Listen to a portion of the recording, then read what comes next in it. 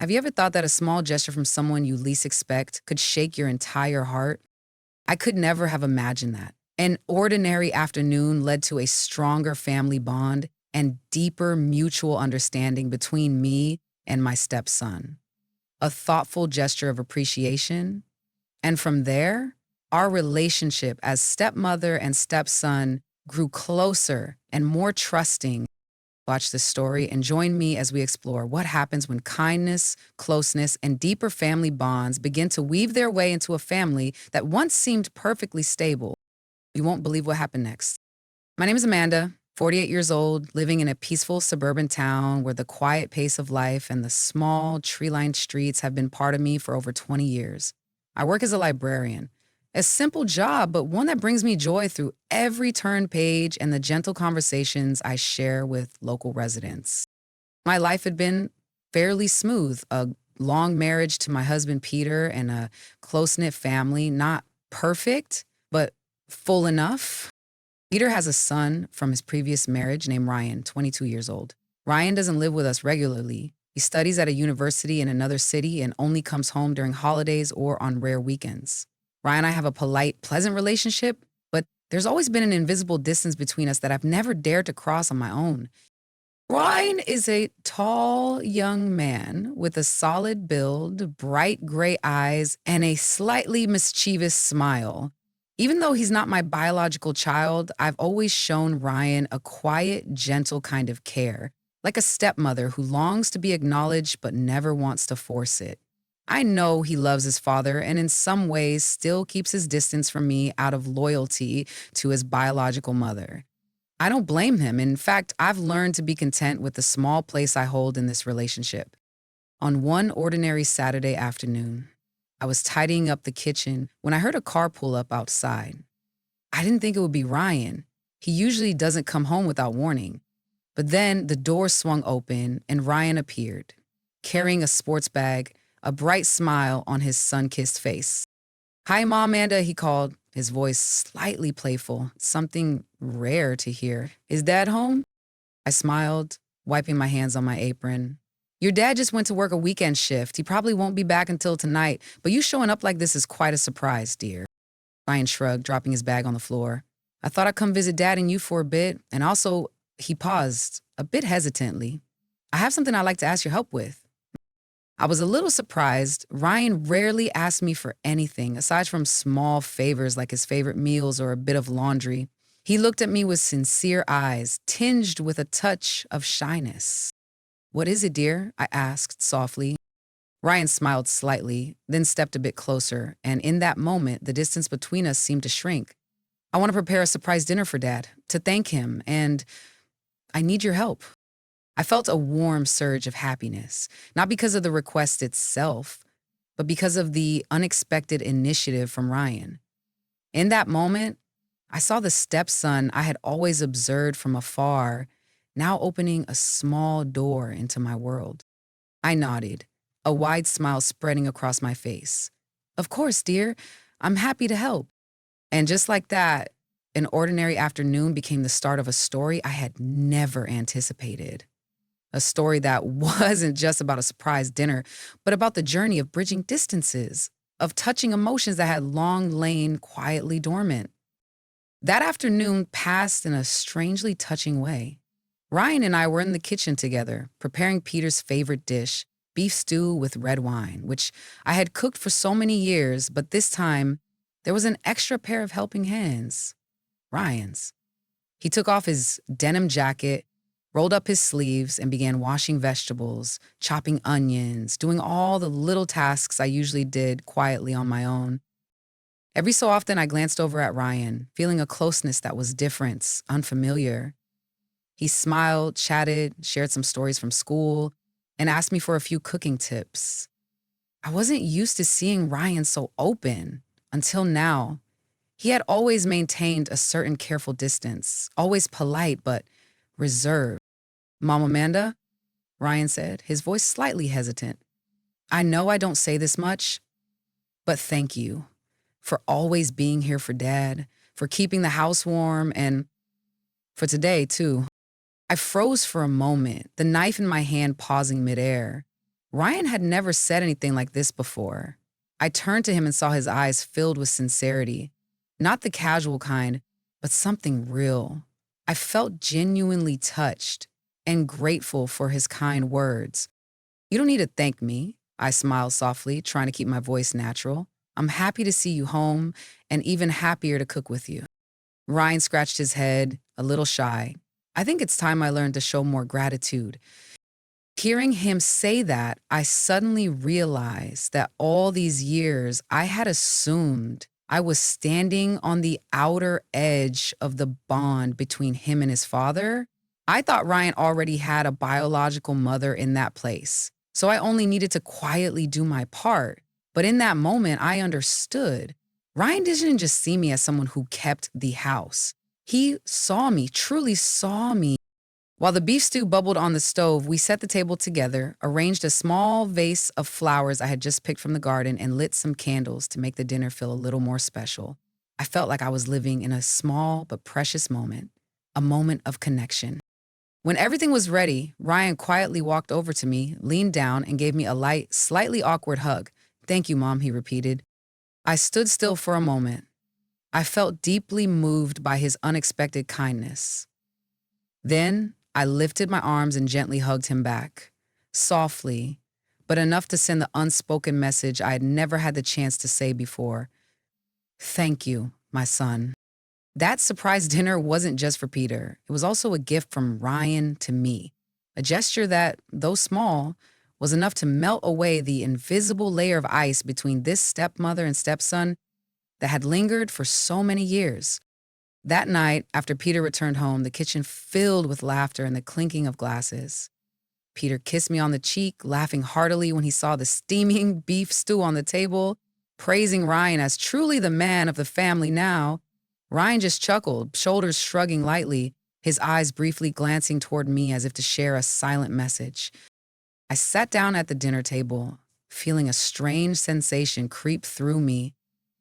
With every spoonful of soup, every exchange story between Peter and Ryan, I kept smiling, kept joining in the conversation, but deep down, it was as if I was waiting for a beat that had been missed. I wasn't used to this feeling of being seen, of being appreciated like this, not just by Peter, but by Ryan himself. When Peter left the table early to take a work call, only Ryan and I were left. The room suddenly quieted, filled only with the faint clinking of spoons against plates. I started gathering up the dishes, standing up. But Ryan spoke softly. "Let me do it, Mom. Sit down." I paused, startled, turning to look at him. Ryan smiled, his eyes gentle. "You're tired. Let me." I felt pleasantly surprised by his thoughtfulness. I told myself, this is just a grown boy. Being thoughtful, being helpful, nothing more than that. But when I watched his figure moving around the kitchen, sleeves rolled up, hair falling across his forehead, I suddenly recognized how mature, thoughtful, and grown up my stepson had become. I clenched my hands together, feeling my heartbeat shift slightly off rhythm. Part of me felt happy, cared for. Another part felt uneasy. I had become so used to playing the quiet, undemanding stepmother, never stirring the waters, never letting myself be shaken. But Ryan's attentiveness, the way he looked at me, the way he intentionally reached into the space around me, it all made me start to wonder, am I imagining things? Or has something quietly shifted between us? I sat silently on the sofa, listening to the faint clatter of dishes from the kitchen, my mind tangled with thoughts. I didn't want to disrupt this family. I didn't want to create a dangerous misunderstanding. But the warmth, the stir, even the slight trembling I'd felt when Ryan hugged me unexpectedly that afternoon, it lingered there, refusing to fade. That night, as I lay in bed next to Peter, I listened to the steady rhythm of his breathing beside me. One of my hands rested on my chest, feeling I felt emotionally unsettled. I closed my eyes, telling myself tomorrow will go back to normal. This is just a fleeting moment. Usual. Ryan also woke up early, greeted me with a bright smile, and quickly went out for a run. I told myself, that's right, he's just a sweet boy, caring. I shouldn't overthink this. But the strange little moments kept slipping in. In the afternoon, I was out in the garden trimming the jasmine bushes near the fence. The sun cast a gentle golden glow, and a light breeze carried the scent of fresh grass. Ryan returned from basketball practice, sweat beading on his forehead, his sports shirt draped casually over his shoulder. "Need any help, Mom?" he asked, his eyes lighting up, his breathing still quick. I was momentarily flustered, shaking my head. "It's okay, I'm used to this." But Ryan didn't listen. He stepped closer, took the pruning shears from my hand, his fingers briefly brushing the back of my hand, just that fleeting touch, yet I felt deeply moved by his thoughtful and unexpected kindness. We stood side by side under the tree, Ryan carefully cutting away the withered branches while I just stood nearby, my hands loosely clasped together. Everything seemed ordinary, but the air between us wasn't. Now and then, Ryan would glance up, our eyes meeting. We both gave small smiles, then quickly looked away. That evening, after dinner, when Peter had gone to bed early from exhaustion, I sat alone in the living room watching TV. Suddenly, Ryan came downstairs from his room, holding a cup of hot tea. "I made this for you," he said, his voice warm and low. "I remember you like to drink chamomile tea at night." I took it, my heart flooded with a mix of emotion and confusion. I wanted to thank him, to tell him how much I appreciated this small gesture, but the words caught in my throat. We sat next to each other, watching a lighthearted movie just a few inches apart. I felt genuinely moved by his thoughtful gesture. When the movie ended, Ryan turned to look at me, his eyes softer than I'd ever seen. "Are you happy, Mom?" he asked, his voice low and deep. I froze slightly, my lips trembling, unsure how to answer. Such a simple question, yet it made all the masks I'd carefully built feel suddenly fragile. I gave a small, evasive smile. "Of course. Why do you ask?"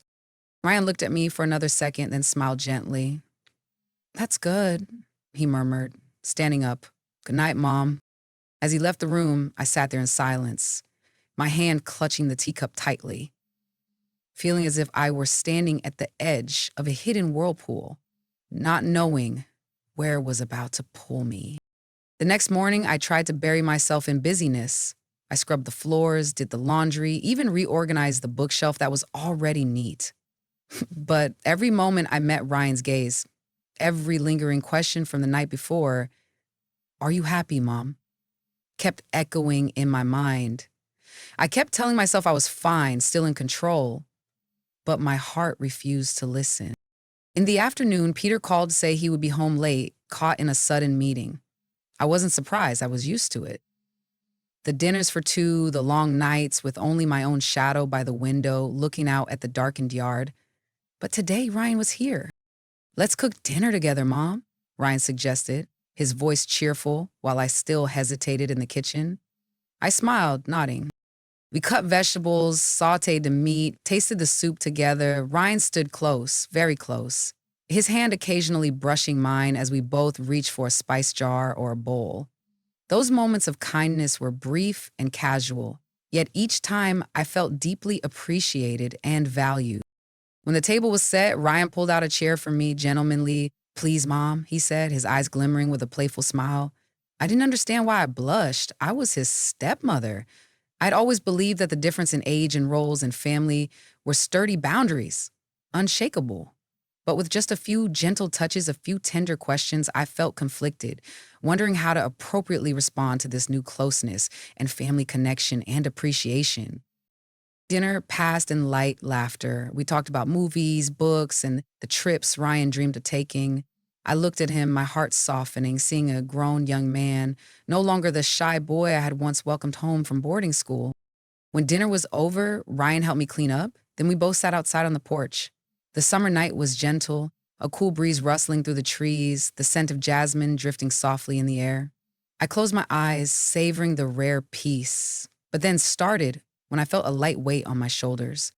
Ryan kindly placed a shawl around my shoulders. I appreciated his thoughtful and respectful gesture. I stood up quickly, making an excuse to go brew more tea, but inside, I was flustered. In the kitchen, I gripped the hot teacup tightly, trying to steady my breath. Why was my heart stirring like this?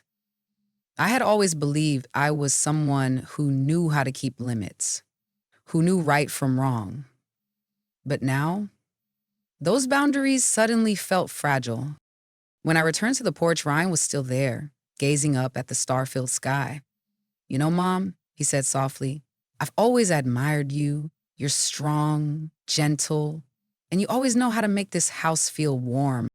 I felt profoundly moved by his sincerity. Those weren't the words of a boy speaking to his stepmother. Those were the words of a man, someone looking at me not just as the caretaker of the family. Ryan, I whispered, but my throat tightened. He turned to me, his eyes glistening under the porch light. You don't have to say anything, he murmured. Just let me stay by your side. We sat beside each other in silence, neither of us speaking another word. I clutched the teacup. I felt moved by our improved closeness as family and was unsure how best to express my appreciation. That night, when I returned to my room, I couldn't sleep. I tossed and turned, my hands still remembering the feel of the shawl Ryan had draped over my shoulders, his warm voice, his gentle gaze. I closed my eyes, telling myself that by morning everything would return to normal, that I was just tired and overly sensitive. But deep down, I knew nothing was normal anymore. The next morning, I woke up in a haze. Sunlight filtered through the curtains, casting the room in a soft, pale gold. But inside me, nothing felt gentle. I had barely slept all night. Every sound in the house, every movement from Ryan was etched sharply in my mind. I went down to the kitchen and saw Ryan already sitting at the table, scrolling on his phone. His eyes lifted when he saw me, and for a brief moment, I caught that look. Warm, gentle, and with something in it that made my heart tighten. Good morning, Mom, Ryan smiled, his voice light as if nothing special had happened the night before. I nodded, trying to stay composed. Good morning, dear. We ate breakfast in silence. Peter was still away on his business trip. The house was just the two of us. The air around us felt thick, even though both of us were trying to maintain a normal facade. I could feel every small movement from Ryan, every fleeting glance, every soft-spoken word like an undercurrent stirring beneath a still surface. As I loaded the dishes into the sink, Ryan stepped closer, helping me gather the tablecloth. The space between us was small, just one step, but I felt proud and touched by his maturity and thoughtfulness, and I recognized how much it meant to me. Let me help you, Mom, he said softly. His hand accidentally touched mine, and I felt a sudden surprise at his kindness. Ryan, you should go out and meet up with your friends, I stammered, my voice betraying my unease. It's such a nice day. He paused for a beat, then nodded. Okay, I think you should get some rest too, Mom. When he left, I collapsed onto a chair, burying my face in my hands. What's wrong with me, I wondered. I am a married woman, a wife, a stepmother. I have responsibilities, morals, boundaries. But why won't my heart listen? The entire day, I wandered through a haze of tangled emotions. I strolled through the garden, tended to the flower pots, hoping to find some peace. But my mind kept drifting back to those accidental touches, those whispered words. Those moments when Ryan's gaze made my emotions were unexpectedly stirred by his thoughtful gestures. As evening came, I decided to write in my journal, an old habit I had abandoned long ago. I poured everything onto the page, holding nothing back, the fear, the fluttering feelings, the guilt, and the yearning to be seen, to be understood. At some point, I realized the pages were damp with tears. I can't keep going like this. I need to keep my distance. I have to be the adult in this story, I told myself. But somewhere deep in my heart, a quiet voice whispered, but I've been lonely for so long. That evening when Ryan returned home, I tried to act as natural as possible. We had dinner, chatted about movies, hobbies, his studies. I laughed, nodded, maintained my composure. But inside, my heart was anything but calm. When he stood up saying he'd go to bed early, I felt a strange pang as if I were hoping for something I couldn't even name. That night, I sat alone in the living room, clutching a cup of hot tea, staring out the window. Everything was so quiet, So quiet it made it hard to breathe. I realized I was facing complicated emotions that needed clarity and boundaries. One step back, and I would return to the safe shore. One step forward, and I would plunge into a whirlpool from which I wasn't sure I could emerge whole. And I knew sooner would have to choose. The next morning, I woke up with a heavy feeling in my chest. Another sleepless night. But this time, it was because of a decision slowly forming inside me. I couldn't keep letting things linger, smoldering like embers under the ash. I needed to face Ryan. He was in the kitchen when I came downstairs. Soft sunlight streamed through the window, casting a honey gold glow over his hair. It was an ordinary, warm, simple scene, and yet my heart still clenched. Ron, can you sit down and talk with me for a moment? I spoke, trying to keep my voice calm. Ryan looked at me, slightly surprised, but he nodded. He pulled out a chair and sat across from me, his eyes focused, waiting. I took a deep breath, placed my hands on the table, fingers intertwined tightly. You know, I began slowly, these past few days, I've been thinking a lot. Ryan stayed silent, his gaze softening, as if he already sensed what I was about to say. That night, I continued, my voice catching for a beat. That hug and the things you've done since then. I swallowed hard. Ryan, I know you mean well. You want to care for me, look after me when your father is away, but those things have been confusing for me. Brian furrowed his brows, his eyes shining with worry. Mom, I raised my hand gently, signaling him to let me finish. I don't blame you. Truly, I don't. But I'm scared of myself. The air grew heavy. Ryan lowered his head, running a hand through his hair. I'm scared too, Mom, he said softly, his voice tight. I don't understand what's happening. I just know when I see you sad, when I see you alone, I want to be there for you. But then, little by little, I realized how important your support and kindness were to me as my stepmother. I felt my chest tighten painfully. The words I hadn't dared to admit, Ryan had now spoken. Raw, trembling, and honest. Mom, I'm sorry, Ryan exhaled shakily. I shouldn't feel this way, but I can't control it anymore. I stood up, circling behind his chair, my palms cold. Listen to me, I said, placing a hand on his shoulder, gently but firmly. We need to stop this. Not because I don't care, but precisely because I do. Do you understand? Ryan looked up, his eyes red-rimmed, but he nodded. I understand, Mom. In that moment, I saw the little Ryan from years ago, the innocent, stubborn boy who once begged me for bedtime stories. I placed a soft kiss on his hair and whispered, "You will always be an important part of my life. But we have to move through this phase with strength, not weakness." Ryan stood up suddenly and hugged me tightly. I'll try, Mom. Just please don't push me away. I held him for a long moment, hot tears slipping from the corners of my eyes. I won't push you away, but I need time. We both need time. That evening, when Ryan left the house to meet up with his friends, I sat quietly in the living room, watching his figure disappear through the window. My heart ached, but part of it felt lighter. Today's conversation didn't solve everything, but at least it opened the door to honesty, something I knew I could no longer avoid. I knew the days ahead wouldn't be easy, but at least we had spoken the words, and that was the first step toward finding balance again. The days after that conversation passed with a strange quietness in the house. Ryan still came home every evening, but everything between us seemed more careful now. There were no more overly close moments, no more unconscious touches that left us both flustered. I further realized Ryan was trying to keep his promise. He spent more time with friends, joined extracurricular activities, focused on his studies. I, in turn, spent time taking care of myself. I started going for morning walks, rediscovered the joy in old books, and most importantly, reconnected with Mark, my husband. One late afternoon, when Mark returned home from a long business trip, I was already sitting on the porch, waiting for him.